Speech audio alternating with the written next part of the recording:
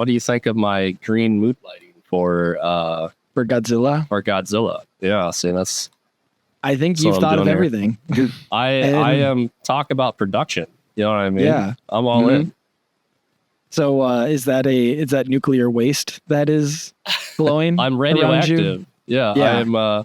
I am slowly morphing into a giant 40-story tall lizard.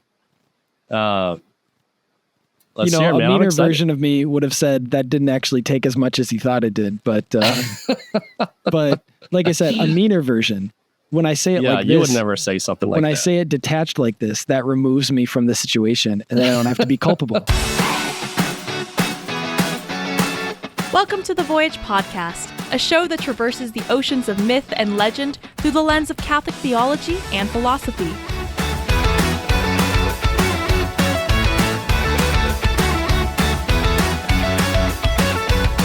Come aboard as we set sail in pursuit of the heroic life and Christian virtue, with your hosts, Mike Schramm and Jacob Platty. You know, honestly, where would this podcast be without my fun antics? You know, you're always so boring in front of a bookshelf, like some kind of like Oxford nerd. Dawn. Just say it, nerd. I mean, you know, you're not C.S. Lewis, Mike. You're never going to be C.S. Lewis, bro. Oh, that hurts. Yeah, not yet. Did you ever actually hear any audio recording of C.S. Lewis talk? I feel like I think because they have his his Mere Christianity. Because that was originally an audio. That was originally a radio address. Podcast, yeah. Actually, his Four Loves. So you can find this YouTube channel called C.S. Lewis Doodle, where they'll take the transcripts. I think I've seen some of that.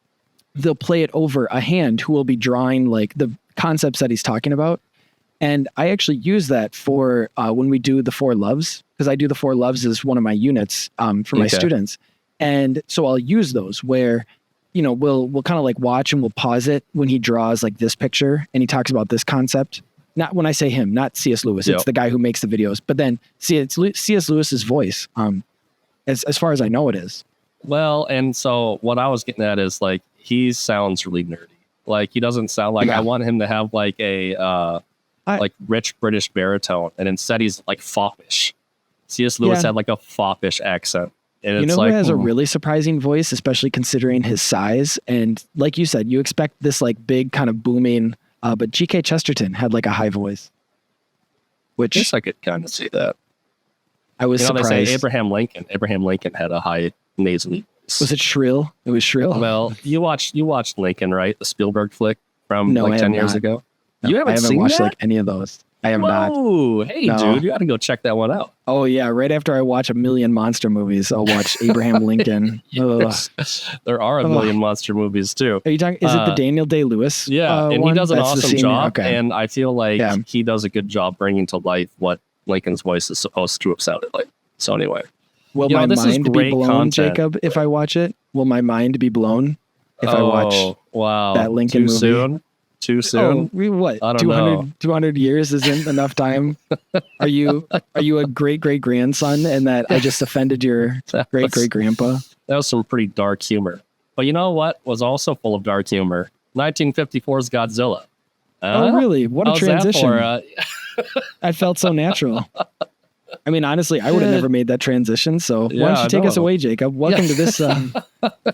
No, let me welcome our loyal fan base, our viewers and listeners to this episode of the Voyage Podcast, where, just sort of not just in response to the 5 million monster movies that have come out in the last 5 years, but the most recent of those is Godzilla X Kong, or is Godzilla by Kong, or is it Godzilla times Kong?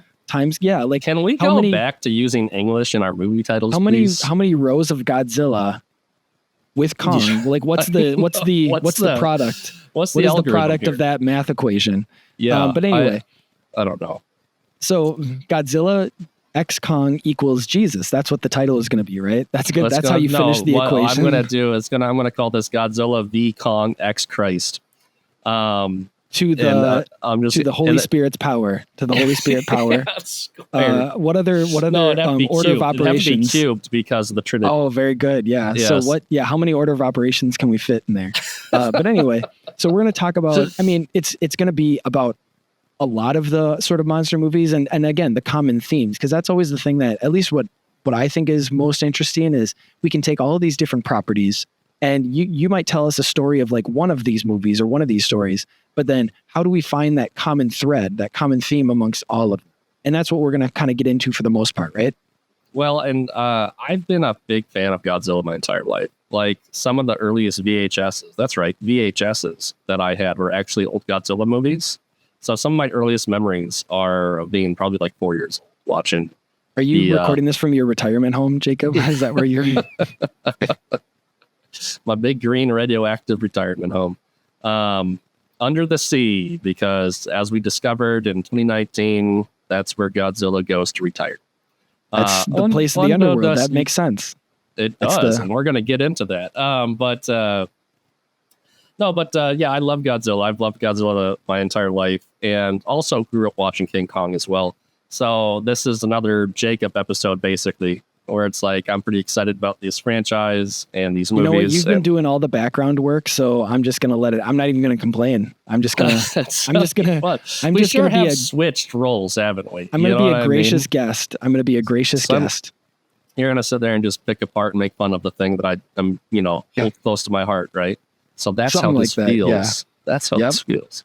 Yeah, we've had a little bit of that. We Freaky Friday'd a little bit, haven't we? We did. It feels like that. It's like all the episodes are all just stuff I want to talk about now.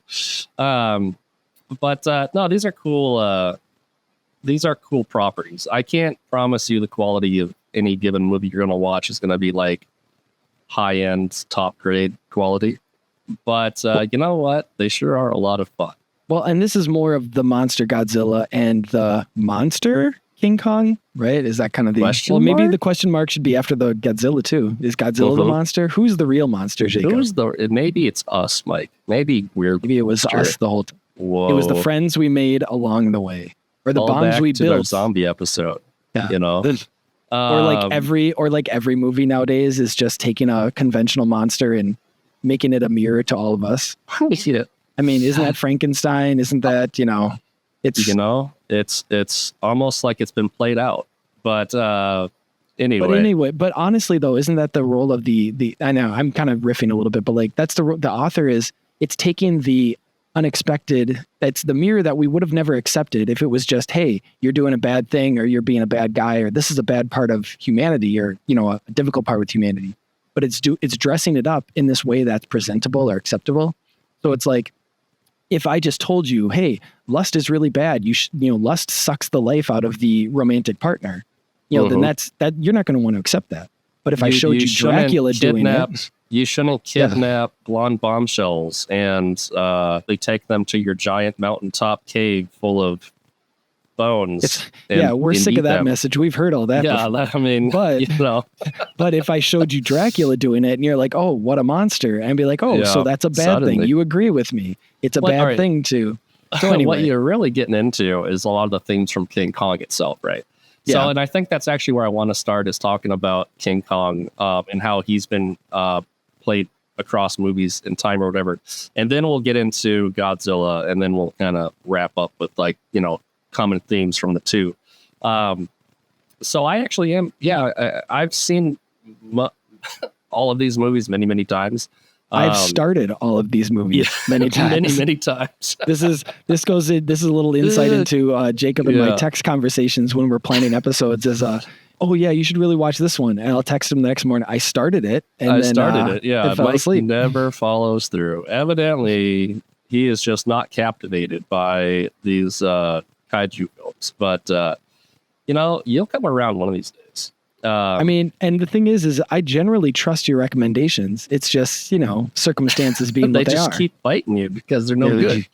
No, all right. So I love King Kong. I love the original 1933 King Kong, and I think what's really cool about King Kong, the 33 movie, is how, no pun intended, it's really quite timeless for what it is. If you actually do get around to watching this movie these days, Mike, I think you'll find that it's surprisingly engaging for something that came out almost 100 years ago.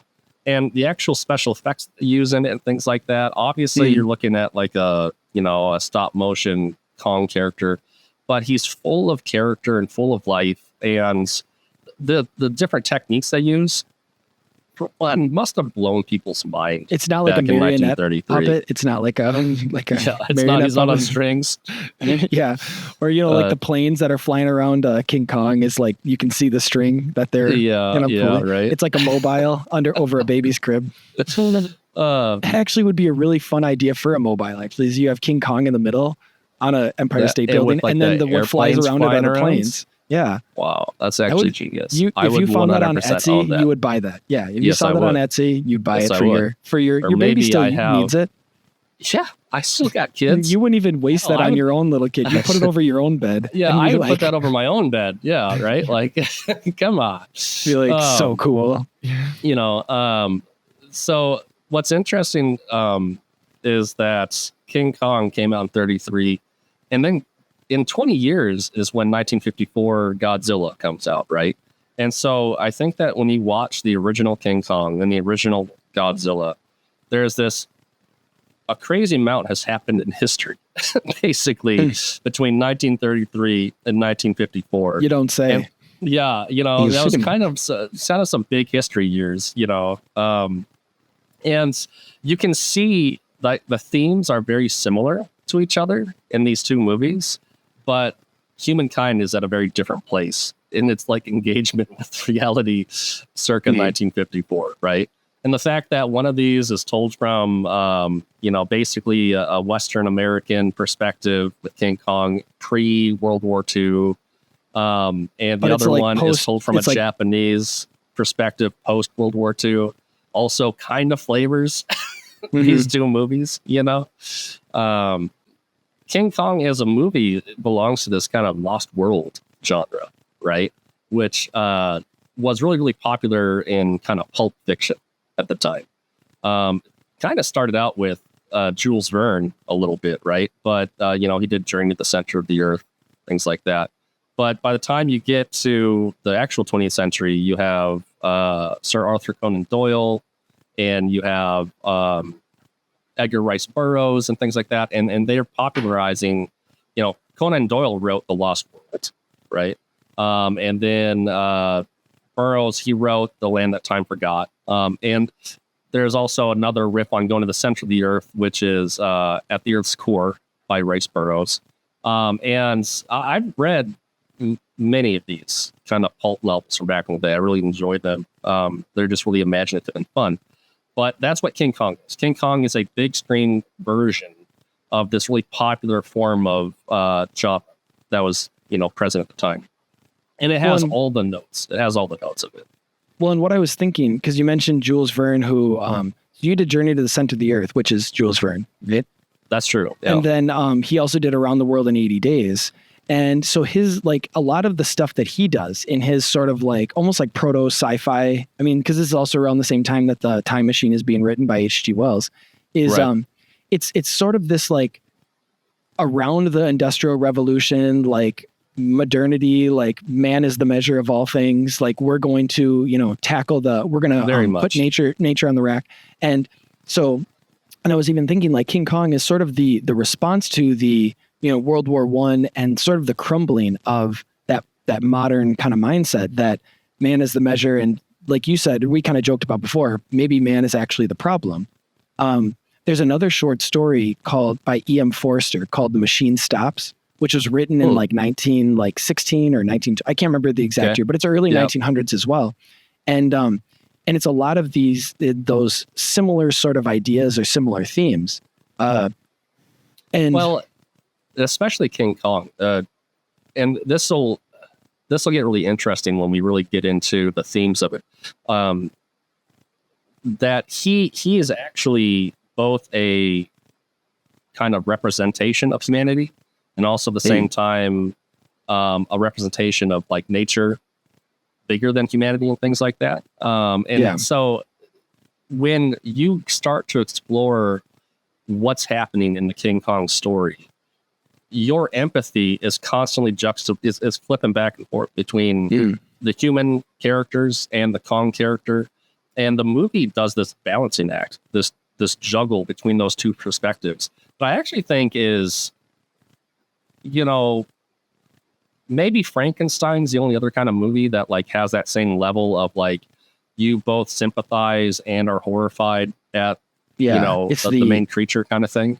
Most of the time, it's pretty hard for there to be as much of a balance between revulsion and empathy. People complain nowadays about complicated bad guys, how it's like, it's not, but it's like we've been having complicated bad guys, and again, quote unquote bad guys, for over how far back does Frankenstein go? Like 150 years, right? Yep. So and it's not even like, someone like the Joker, he's a popular bad guy because he's fun to watch and fun to see what he does next, but he's not empathetic. If you actually want to be or if you actually care about the Joker in some kind of like compassionate sense, you're the problem. Yeah. You're the problem. Yeah. Well, like people made that comment when the Joaquin Phoenix Joker movie came out, where it's like the fact that this, it was $1 billion because it resonated with humanity, but did it in the way that it was supposed to, and I say the intention of the director or the author. Right. Well, all right. So the only other kind of introductory statement I want to make before we get into this is that there's this interesting idea that both King Kong and Godzilla are called kings, right? So there's obviously King Kong. Godzilla, he's early got this moniker, the King of the Monsters, whatever. And that was one of the subtitles, yeah. It was the American version of the 1954 flick, where when it got, ported over to America, they gave it that moniker. And so in 2019, when they use that title again, they're taking that from the 54 American version. I guess that one came out like 55. Is that one just a straight up remake of the 54? Like, is that what it was supposed to be? No, I think that it's a continuation of the 2014 movie, but it's an homage. But it's very different.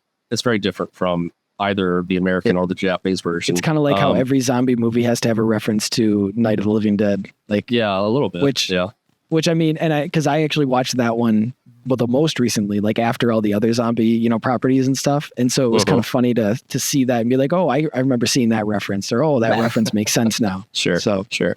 But one of the things that's interesting about the King Kong flick, especially the 30s, and then with Peter Jackson, the director of the Lord of the Rings trilogy. So there's our, Lord of the Rings reference all the way down. Check that off the bingo card. Finally, right. I was sweating. It's been a while since we actually got that one, right? Feels like, but his favorite movie of all time is King Kong from 1933. And so after he delivered on this Lord of the Rings trilogy, the studio's like, "What do you want to do next?" Blank check. He's like, "I want to do a King Kong." And so that's where the 2005 King Kong comes from. And what's fascinating about it, if you watch the 30s King Kong, it's a very pulpy adventure story, but it also is a movie about making a movie. And there's something super meta narrative about that. Hollywood can't help itself when it comes to that. It's like, well, that is true. Yeah. That's true. But it's like kind of interesting. How many protagonists of novels have to be writers, and how many movies have to be about making movies? It's like, let's watch La La Land and Babylon too. That's another movie about that whole kind of thing. But anyway, sorry, go ahead. No, but what's interesting about both movies now, in the 30s one, it's kind of more subtle. It's not. It's still primarily kind of a pulp fiction adventure story about exploring. The world is shrinking. It's like the Industrial Revolution and the new globalization and modernity is kind of removing all the enchantment from reality and things like that. And, King Kong is best understood as kind of like a modern fairy tale. And I mean that in the sense of like how fairy tales would have felt to like a medieval listener. In other words, in the modern age, our fairy tales have to do with like intrepid explorers and scientists going out into the unknown and like conquering nature kind of thing. Well, isn't it sort of a like Golden Fleece kind of story? The King Kong, doesn't it kind of strike you as a little bit of that? Well, especially, I would say, yeah, okay. Yeah, I could say that. The idea is that like they go out and they bring back the treasure, right? Well, in this case, the treasure is this numinous creature, King Kong, this eighth wonder of the world, right? Like he's a wonder, he's full of wonderment, and he's meant to, kind of like remind humans that they're kind of small compared to like these mighty creature kind of stuff. And yeah, in a world that has lost wonder. And that's the significance thing too. Well, and all these lost world stories they're always, what they have in common is that like the places that the explorers venture to are places out of time. And so they've retained all the creatures and the ecosystems of, millions of years ago. Right. And so the immensity of the time scale is vast. Right. And then the creatures and the fauna and the flora that live there are vast and big and things like that. So it's this kind of like scientific numinous kind of thing where it's and I'm not even trying to degrade it. I really enjoy these stories. In fact, I think that there's a clue how we as humans now can regain a sense of like wonder and enchantment by returning to a more Jules Verne type style of like, it shows a desire mystery for the transcendent, even amongst the materialists, right? Is that the materialist can't shake the desire for it, even through the lens that they see the only possibility for transcendence, which in this case, it's outside of time because, time still has that sort of material reality. Well, it happened 70 years ago or 1,000 years ago or something, but it still has enough reality to that person who has rejected the spiritual.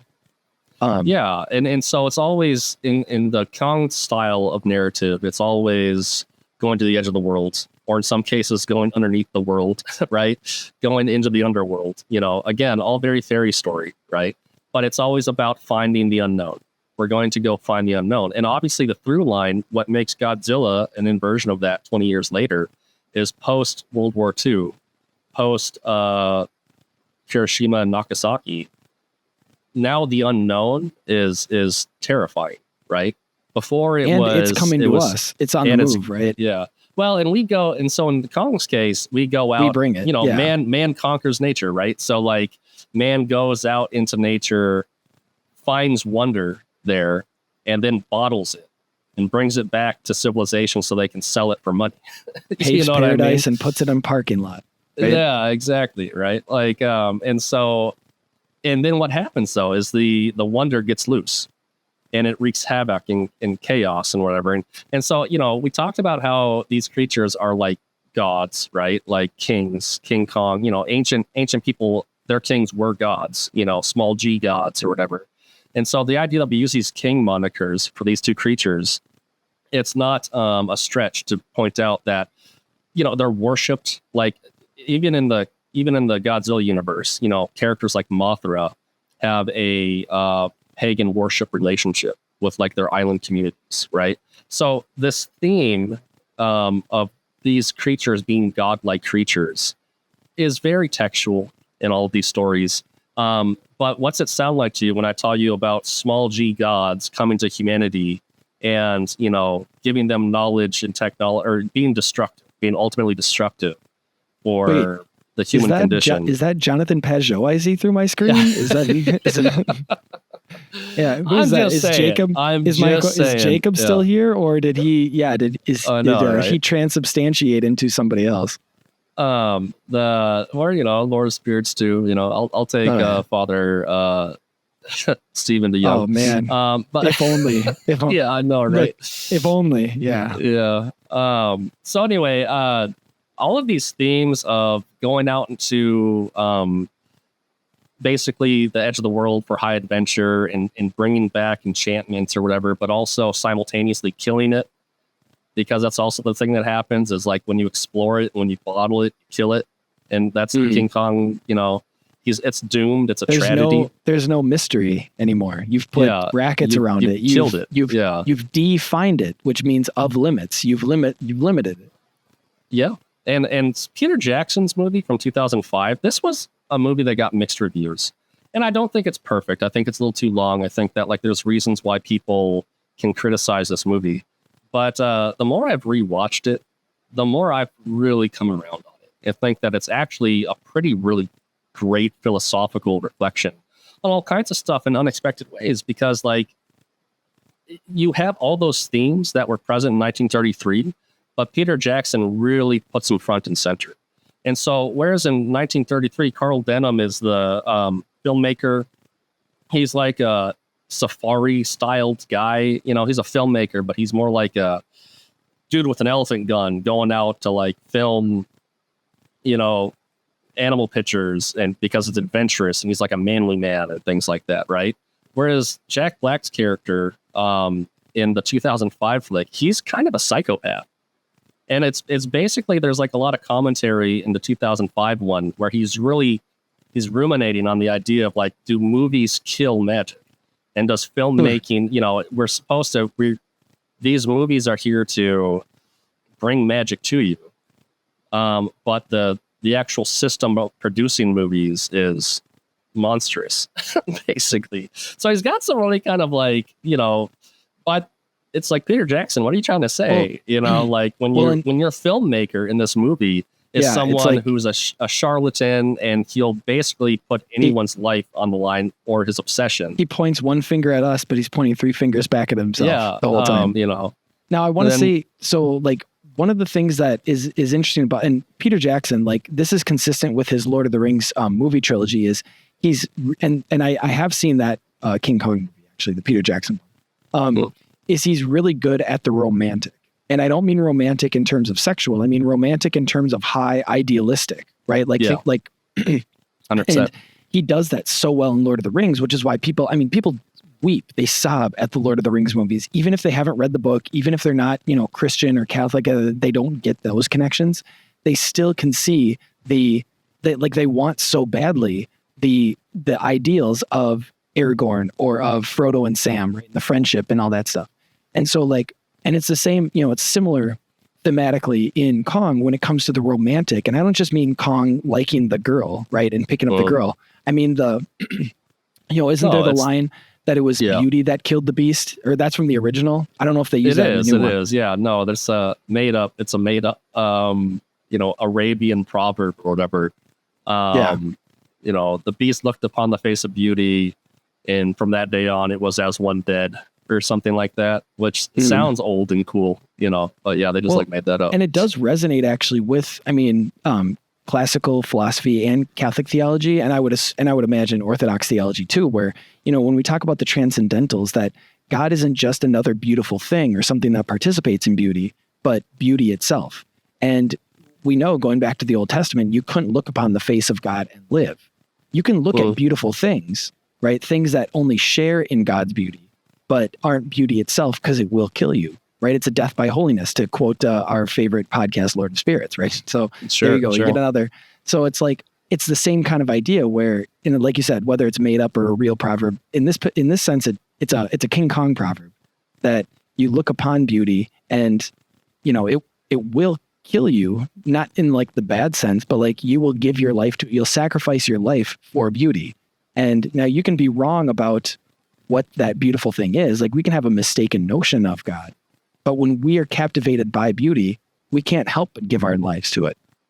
Well, there might be actually some through lines, because where I wanted to go, I'm going to say a few more things about Kong, but I want to get to the 2019 Godzilla King of the Monsters movie, because there's a ton of stuff to talk about that movie.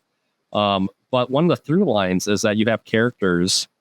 All right, so in the Peter Jackson King Kong, the Denim character is someone who's obsessed with bringing magic to the masses, kind of thing, by being a great man, you know, by using his powers of technology and persuasion and filmmaking to really show the world how cool he is and things like that.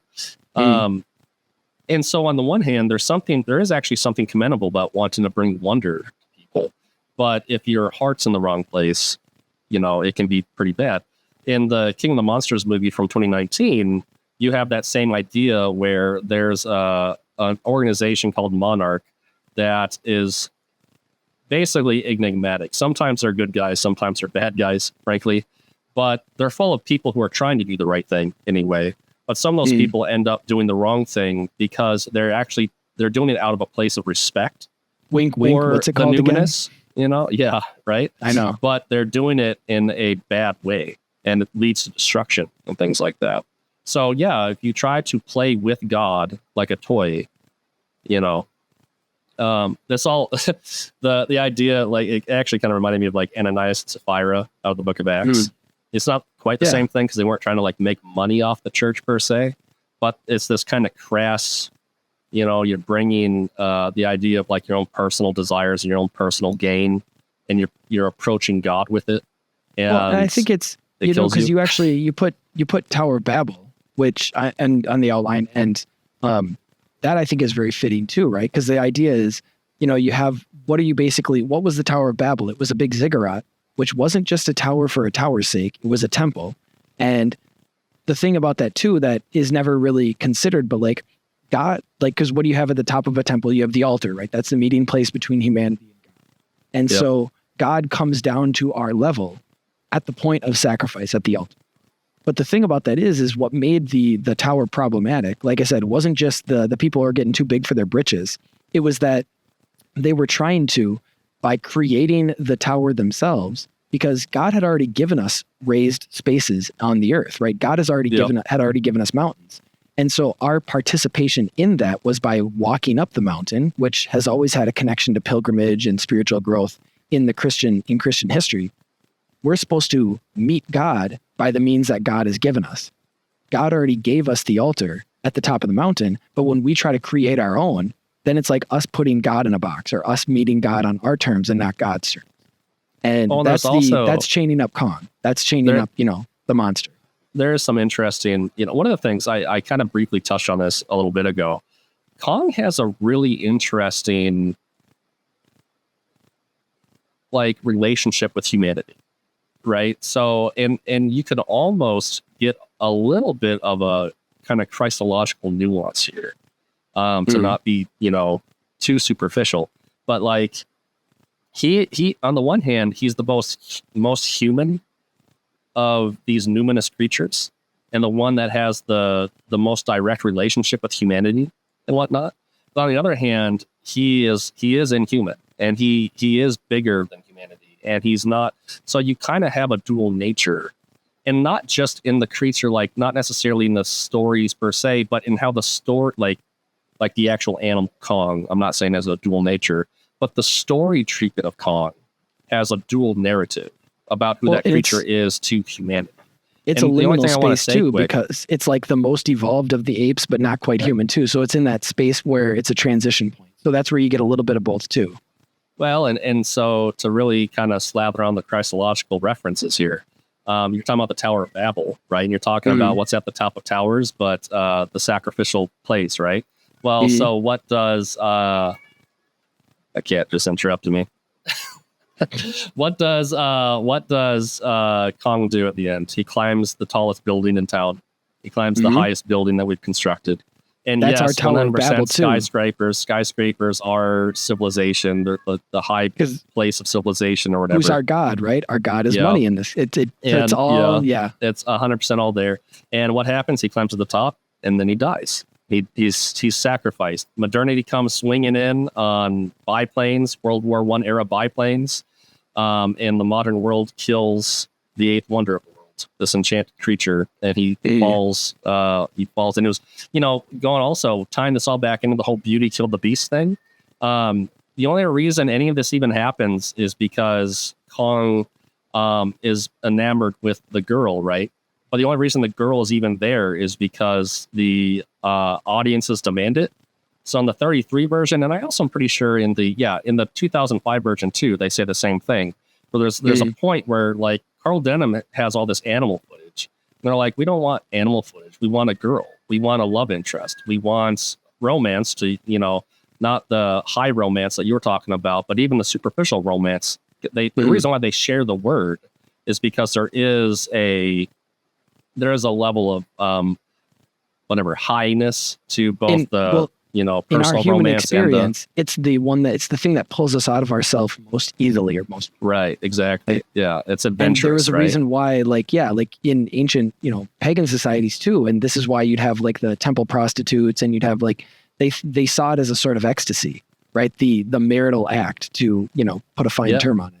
They saw it as a sort of ecstasy where you were raised up out of yourself and you were brought to, in a sense, the place of the gods, which, that can be seen as very crass, which obviously can be taken to be very crass, but in the best sense of the term, like there is something to that. Like we didn't just make this up, right now. No, this has always kind of been there. Yeah. And so, yeah, beauty, this idea that he is sacrificed to the masses, like for the masses, so that they can experience wonder, right? And it's at this Tower of Babel type experience or whatever.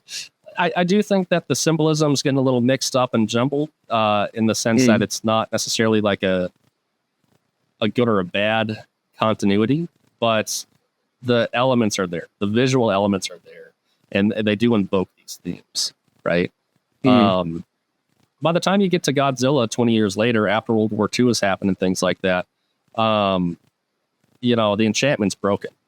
Like now the only thing left for people to find is destruction at the hand of like scientists. You know, it's interesting that Oppenheimer, you know, was one of the biggest movies last year. I recently watched that.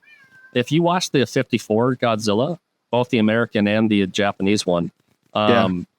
Serizawa is a character in that. He's also got a cool eye patch. So I don't know why they didn't put a cool eye patch on Ken Watanabe. Okay, somebody on YouTube should like splice together clips from Oppenheimer and Godzilla and like just to sort of make this point of like, yeah, it's all the same movie. It's all the same story. Well, and so Serizawa in the 54 movie, he's an Oppenheimer stand-in. He has a new destructive weapon that could kill, you know, bajillions of people. But it's the oxygen destroyer. And so they actually nod to that too in the 2019 flick. It's what they used to kill Godzilla in that one. But like this oxygen destroyer is basically a stand-in for the A-bomb. And in that movie, Serizawa, he can't allow that technology to be used as a weapon, right? He's not trying to create it to create a weapon. He's trying to create it to, you know, harness oxygen or something like that. But like instead, he finds out how to destroy oxygen. That's every science gone wrong story, right? I know. I just wanted to create a cure for Alzheimer's. Oh, now you have a planet run by apes. It's like, right. Hey, no, that's in a couple of weeks. We can't talk about that one. We're going to get to that one. That'll be an episode in a couple of weeks.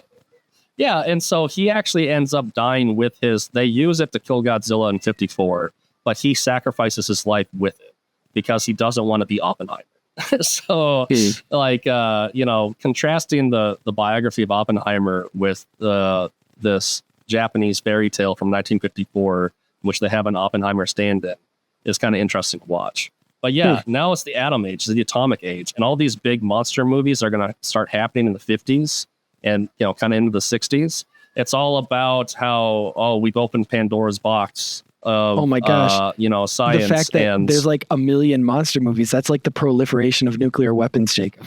It is. Every country has to have one. Yeah. Every country has to have 500 monster movies now because just like every country has to have a bunch of nukes. Yes. Giant radioactive creatures because of the atomic age. So what's the mutually assured destruction? Nobody makes any more monster movies to prevent like all the other countries that would make me doing sad. But you know, it is interesting. I don't really have much to talk about in the context of this conversation, but the other movie that came out last year was Godzilla -1, which is another movie title that just like, gosh, I forgot another math problem. Sense. It's like -1 times Kong equals I don't get it, but like don't even get me started on Godzilla -1's movie title. But anyway, it's a reboot. So it's not in continuity with any others, and it takes place actually in the 40s, and so it's much closer to World War II, and it's about World War II as such, and it's very much it's great. It's a really good movie, but it's about the glorification of war being a bad thing, and how, you know, the ultimate theme is it's greater to live for your country than it is to die for your country, things like that. Which, again, all of these Godzilla movies are always social commentary, especially the Godzilla franchise. And so, depending upon, if you're watching a movie from the 70s, it's going to be talking about pollution. If you're watching a movie circa or 2023, overpopulation, right? Soylent Green. Yeah, you know, well, yeah, that's true. But these Godzilla movies specifically, though, there's like 20 of them, right? Pollution and overpopulation kind of went hand in hand. So sorry to derail. Yeah. Let me just hammer home how real this is, though. Like, this is honestly like what Japanese directors did for most of Godzilla's history is like, what's popular in movies these days? Let's make a Godzilla movie out of it.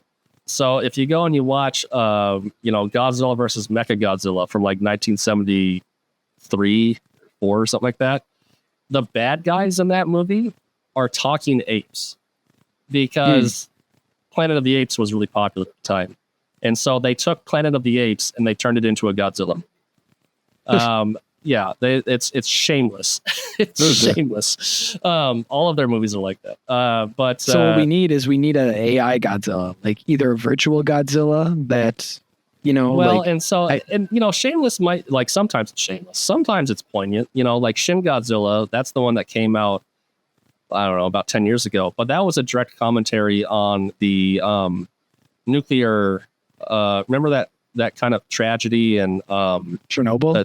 No, it was in Japan. It was like 2009 or something like that. And it was a big deal. I was in Hawaii at the time, so I was close enough. Like we were worried that radiation was going to, a radiation cloud was going to hit Hawaii. So it was kind of local news for us, but it was a really big deal for Japan. And so then they made a Godzilla movie out of it, right? And now in 2023, their movie is about Japan wrestling with its history, because obviously the Japanese empire that led to World War II and things was involved with Japan's relationship to World War II, kind of dark. And so it's this kind of historical wrestling. You can see how the legacy. Seeds for its destruction were sort of sown, in previous generations. Kind of what they're reckoning. Well, they were just extremely militaristic, and they were extremely kind of collectivists, so kamikazes, right? And the Godzilla -1, its main character is a kamikaze pilot that doesn't kill himself. Okay. And so it actually becomes this really, really pro-life movie. And it's a movie about living is more important than dying and things like that. It's pretty interesting, frankly, and pretty poignant. So yeah, go check out Godzilla -1. There's a reason why people like it. It's been a really popular one. But that's not the one I want to talk about right now. We're going to go to the 2019 King of the Monsters and explore some of the themes of that. Did you ever read Planet Narnia? Yeah. Do you remember Donegality? Donegality is a term that off the top of my head, C.S. Lewis referenced it, and then the author of Planet Narnia uses it to explain basically the vibes. Donegality is basically just an old-fashioned word for the vibe, something. Okay. Just kind of like the feel of it. But it kind of emanates or invokes the spirit of a thing. And so Planet Narnia goes through all the different Narnia novels and talks about how they invoke the 7 planets, right? So Jupiter and all that stuff. And it's not so much the story or any one thing. It's more just the whole is greater than the sum of its parts. And it invokes this type of feeling in the reader, right? Godzilla King of the Monsters has a Donegality about it. And it's about... It's a religious movie, and I don't think I've heard too many people comment on this. Let me tell you, you want your perfect Easter movie? It's not Passion of the Christ. It's Godzilla King of the Monsters from 2019. Forget Ben-Hur, Mike. We've got a new staple for new staple for the Easter season. Because I know. So we Westerners are in the Easter season right now. And you're, how close are you? Well, and actually today, so normally we would celebrate the Solemnity of the Annunciation, right? Which in the East, you guys celebrate that as well on March 25th, right? Yeah. Or no? Yeah. Yeah, we already did it. So for us, it was happening during Holy Week because it was leading up to. And so you had to push it. So we actually moved it. So we moved it to the next available non-solemnity, which this past week was Easter week. So the entire week is a solemnity, the octave. So today is actually the Feast of the Annunciation, even though normally it would be March 5th. So happy Annunciation to you. Oh, thank you. It sounds like or your I guess guys' happy calendars. Annunciation to me. Sounds like your guys' calendar is really messed up. Mike. I think I don't know. If it isn't obvious, we do what we want with our calendar, with the calendar, not with our calendar. Our calendar makes it sound too exclusive. It's the calendar. We do what we want with the calendar. What? Just because you're like more accurate to the rotation around the sun, you think you're better than us? We are the lords of time. We are the lord of time. Nice. All right. So anyway, you were saying Godzilla King of Monsters, perfect Easter movie. You thought you were going to have the hottest take, but yeah. I had to top it. So Michael Dougherty is actually a filmmaker I really, really enjoy. And he was given the reins for the Godzilla franchise in America. They call it the Monsterverse. It started in 2014. Gareth Edwards, who's also a pretty prestigious director, did a pretty interesting introduction to a new modern American take on Godzilla. But 2019 that one was more like Jaws, if Jaws was like a giant radioactive lizard. And so he's not even really in the movie all that much, Godzilla, right? And it's very down to earth and very realistic. And he was trying to like make a movie that's like, what would it feel like to the average person for this to happen? And as such, it actually has a lot more in common with something like King Kong, because it really is about this creature from the depths coming up and just showing humanity something numinous. And all of the framing is all from the human level. So like you're constantly looking at Godzilla as if he's like a living mountain, just like moving through the landscape. And we're all just like, it's almost like Cthulhu-esque, like we're just small compared to these like vast elemental figures in the universe that, we're just tiny. You mentioned next to. Titans, right? Which this is very much a Clash of the Titans when the other monsters come in too. Well, Titans. So none of that's the 2014 Gareth Edwards one, which is still a good movie. Go check it out. It does the numinous really well. But 2019's Godzilla King of the Monsters is where Michael Dougherty takes this idea and he wants to turn textually. He wants to turn these creatures into gods, right? And so he adopts his script, his movie. This is the first time that the kaiju, to use the Japanese word for these giant monsters, are referred to as titans in this new Monsterverse. And he is literally calling them titans because he's taking that from the Greek mythology. He wants to identify these giant creatures that are starting to rise up from, different places around the world with the titans of Greek mythology, who were these kind of like proto-gods, these elemental gods that, the quote unquote, like new gods like Zeus or Aphrodite or whatever, came and fought against and replaced, not so much Aphrodite, but Zeus for sure. But he's going back to like basically everything in the movie. They're constantly referencing mythology, and they're constantly pointing out that like, oh, this is the foundation for this story. This is like it was all real. All the myths were rooted in reality, and there was this relationship that humans had with these god creatures.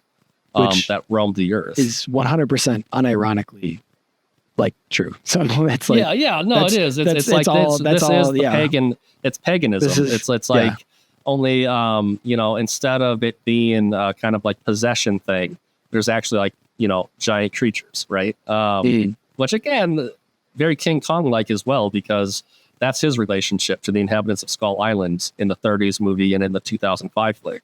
They worship him, they offer him sacrifices, and things like that. It's just paganism on display. But in the King of the Monsters movie, there's this organization called Monarch, and Monarch wants to coexist with these creatures. And it's got different types of people within it, but one of those people is Serizawa. They take that name from the old 54 movie, but he's almost like an apostle. Like he spends his entire life just trying to like convince people that we should like enter into relationship with these new gods. And, they're here to make our world better, and we have to like work with them and things like that. But then you also have skeptics like the other main character in the movie, whose name is Mark, who his family, his son is killed in the events of the 2014 movie. And so he's someone who sees Godzilla as this like uncaring monster, right? That is nothing but destruction. He's basically someone who has experienced suffering and like rejected God. Because how could a good God allow so much suffering to occur? Or even somebody who has a traumatic experience with religion in their past, you know, and whatever. So. Right. And then his wife, Emma, who's another one of the main characters, they end up getting a divorce in the aftermath of the loss of their son. This is Bryan Cranston, right? Yeah. Yeah. Sorry. No, this is, yeah. No. Sorry, I'm just trying to picture it. This is, so she actually ends up, the movie reveals that she does want to embrace the new gods, so to speak, but she wants to do it in a way that's going to unleash them and kind of like bring balance back to humanity's relationship with nature real quick. In other words, just let the monsters rage all over the world, and yeah, billions of people will die, but in the end, we'll have a good ecosystem. So it's like Thanos all over again. She's taking the Thanos option. It's letting nature sort of run wild or free, I guess. Okay. So whereas the Serizawa crowd are more inclined to try to, you know, evolve into a relationship with the Titans, you know, bring back something that what it used to be, but do it smartly and strategically. She just wants to unleash the Kraken, right? And like, and so that's what she does. And she and her crew of eco-terrorists go and unleash this monster zero, King Ghidorah, who is like Godzilla's arch nemesis from all the different movies across time, who is a snake-like, dragon-like figure who it's revealed isn't even from planet Earth. He's an alien monster. And so he's literally called a false king, a false Christ by Serizawa. He's Antichrist, right? Because Serizawa, he spends the entire movie talking about Godzilla reverentially as someone who's come to humanity in order to like save humanity. And Ghidorah, it's shown, is someone who just wants to destroy humanity. He's not interested in a relationship with humanity at all. He just wants to destroy everything. And so here's the thing. The humans, like the human governments or whatever, they don't know what to do with all this. So they just decide to try to kill everybody, including Godzilla. So they end up killing Godzilla halfway through this movie with their oxygen destroyer. And then Godzilla has to come back from the dead. Like, what? He has to come back to the dead via the faith of Serizawa. Since Ghidorah is from space, it doesn't need oxygen, so the oxygen destroyer doesn't work. He's the foundation for the Hydra myth. And so you know how Hydra, like you cut his head off and another one grows back kind of thing? Okay. He's got like Wolverine X-Men powers where like he constantly like self-heals. And so their explanation is that the oxygen destroyer can't kill him fast enough. So he just regenerates. He's constantly regenerating. And so it doesn't work on him. So the only thing they managed to do is betray and kill the Godzilla messianic. Right? So Godzilla died because of our sins. And it's true. Now we has did a real Judas thing. There's like the Judas betrayal with Godzilla. Yeah. And so what happens is, meanwhile, you have this big commentary going on between Mark, the skeptic, and Serizawa, the kaiju apostle. And Serizawa's like, you just have to have faith, man. Like sometimes you have to understand that there are things bigger than you and you can't always understand it. And moments of crises can be moments to practice having faith that there are things that are bigger than you and that you have to trust those things. And he gives this big faith speech to Mark halfway through the movie. And it's right after that Mothra, who's called the Queen of the Monsters, which just kind of reminds me of like Queen of Heaven type stuff. The Queen Mother. The Queen Mother. Like Mothra, not Mother, and Mothra. She does have, the movie details that there is a symbiotic relationship between Mothra and Godzilla. Like they have their own symbiotic relationship that the movie gets into. But she comes in like Google it sometime. It's like light. It's like it's this overwhelming glory where she comes in right as Mark's about to leave because he doesn't know what to do anymore, kind of thing. And he has this vision, this beatific vision of Mothra come in.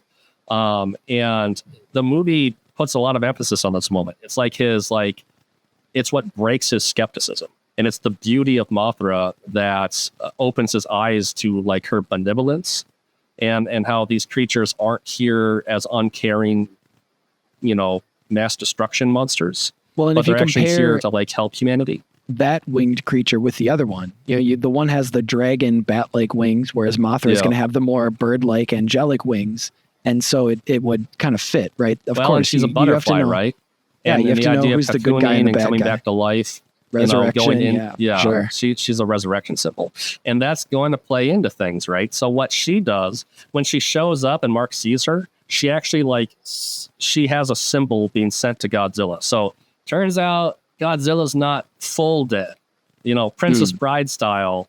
He's only mostly dead, and so Mothra has this relationship where she can kind of heal Godzilla. And so, but it's going to take too long. And so they have to go and deliver a nuclear radiation filled, because they eat radiation. That's like their food source or something like that. Don't think about it. But they have to go deliver a nuclear warhead to Godzilla so that he gets like super healthy, like steroids, because it's going to take too long for him to recuperate. It's mythological though, because in the same way that bearing the weight of our sins or whatever, well, that's the radiation caused by nuclear power, nuclear war. And now it's consuming it. It's taking it in. And in a sense, that's what makes the quote unquote grace, according to this movie, possible. You know what? I hadn't really thought about that. That's pretty good though. So there you go. Serizawa goes in. This is another thing about the Donegality of this movie is that like martyrdom and self-sacrifice is constant throughout it. So Serizawa volunteers his life to go deliver this warhead to, the messianic figure that he's faithful to. And they supercharge Godzilla with the warhead, and he shows back up, and he goes into one big final fight with Ghidorah, where Mothra shows up, and she has to sacrifice herself in order to give him the last of her strength so that he can get superpowered by Mothra.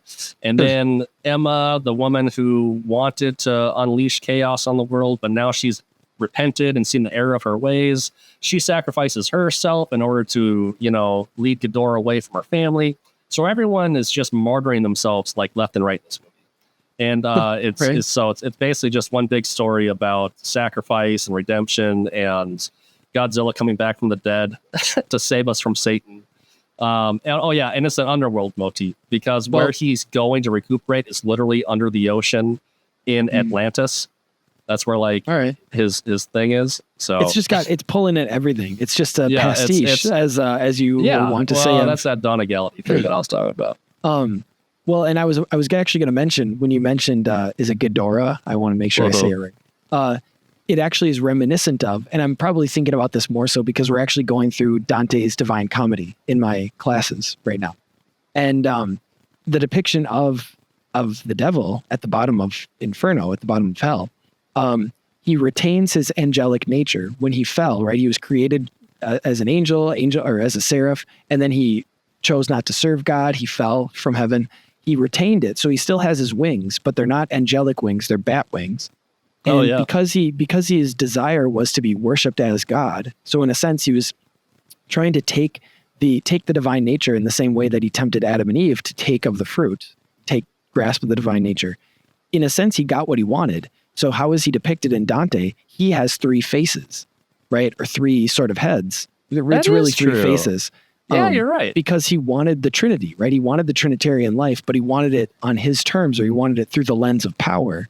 And so in the same way that, and I talk to my students about this, where it's like, he wanted godness, and God showed him what it was, which is humility and allowing yourself to be consumed, whether it's consumed by the violence of the world or consumed in the Eucharist. And he said, no, I want it, but I want to be the consumer. And so what is he doing at the bottom of hell? He is eternally consuming the souls of, sinners, right? Mm-hmm. And and he's flapping his wings because he wants to raise himself up to the heights. but it's his flapping of the wings, which is what is freezing the waters of Cocytus, which is keeping him in hell. You know, another parallel is especially in the 2019 movie, Ghidorah is a storm god in like the ancient like Near Eastern sense. Yeah, like Baal. Yeah. And so like he is constantly surrounded by hurricane winds. And as he flies around, he's basically, hurricane storms. It's almost like you see all of these and you're almost like, how is this? I mean, it's like it's like the pre-gospel. It's honestly, it's seeds of the word. He was frozen in Antarctica on the bottom of the earth. That's where he was, Jacob. When they had to release him. I've never seen these movies, and yet I'm like walking you through it. Like you're just telling me. You're just the one filling up the. Well, I didn't think about like, the Satan Dante thing. Honestly, I was going to joke with you when you said, "Oh, have you read the Planet Narnia?" And I was like, "Well, yeah, but I've also read what Planet Narnia because Lewis was influenced by Dante." Oh right? yeah. He was very much a medievalist in his writing and in his structure. So he creates those 7 planets according to the 7 planets of the medieval mind, which is what Dante does for his view of heaven. Mm-hmm. So which is exactly what Michael Ward does in the Planet Narnia book. Yeah. So Ghidorah is super Satan figure. Dante's the devil. Or sorry, not Dante. Ghidorah is the devil. Yeah, exactly. Most definitely. So what I'm saying is you don't need to watch the Godzilla. You just need to read Dante, which I mean, okay. You can do both. You can watch. Yeah, you can do both. I shouldn't be like, you can do both. Oh, and I'll throw in a 30-second review of the new Godzilla vs. Kong movie. I didn't like it as much as Godzilla vs. Kong. It was okay. We could have recorded this episode without you watching Godzilla X Kong because we talked about all the other stuff. But I mean, that's fine because it all corresponds. The last couple of movies have been super Hollow Earth based, and that's all very underworld stuff. That's also Dante. That's that's Inferno is under the. It's Yeah, it's crazy. It's crazy how rich in symbolism these movies are from a mythological it all rhymes, right? It's not that anybody's copying each other. It's that they all rhyme. Right. And they do it. I mean, they do it in a way that resonates with people. King Kong has to go fight an evil version of himself, who was enslaved like an ape race down in the Hollow Earth, and he controls an ice monster.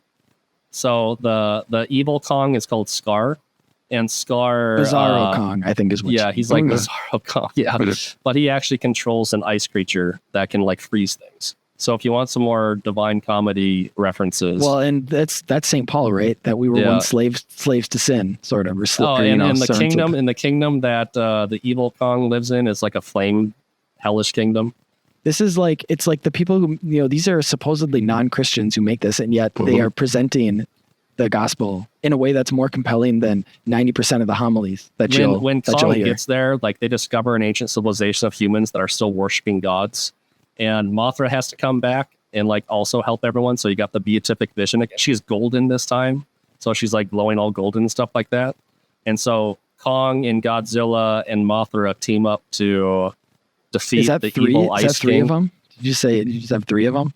Well, there's Kong, Godzilla, and Mothra. Yeah, that's what I'm saying. There's the triumvirate. Trifecta. Yeah, exactly. I think would Kong be the son and then Godzilla the father? No, anyway. Kong has a son in this movie, but yeah. Okay, so you were all like, "Oh, look at how Christological King Kong and Godzilla are." You can say that to me, but have you suggested to your pastor that your pastor go watch Godzilla for Holy Week?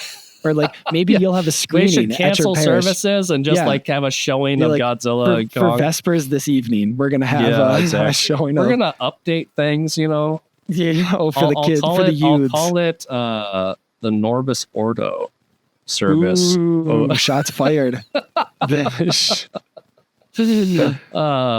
right, man. I guess we better wrap it up, huh? No, this is good. I was almost thinking, we could go long and that'll be kind of fun, but no, this is good. Yeah, no, thanks. And I guess, for me, it's already passed. But for you, Pascha's coming up. So maybe for your Holy Week in Pascha, you can watch Godzilla again. And you'll just have to remind me next year. So that's true. But yeah, thank you guys for joining us for this episode of the Voyage Podcast. And as always, just want to encourage you guys to like, subscribe, leave a 5-star rating, positive review, wherever you're listening to it, just to kind of get episodes like this. And, we won't make 5 million monster episodes, I promise, even though there's 5 million monster movies. but is what? Just to get those out there, get all these episodes out there as much as you can. So thanks again, Jacob. Thanks for listening to Voyage Podcast. The Voyage Podcast is a production of Voyage Comics and Publishing, which seeks to create exceptional entertainment informed by Catholic values that inspire people to live a heroic life. Voyage Comics seeks to advance truth and beauty found in powerful stories. To learn more, visit voyagecomics.com. You can also follow us on Facebook, Twitter, and Instagram.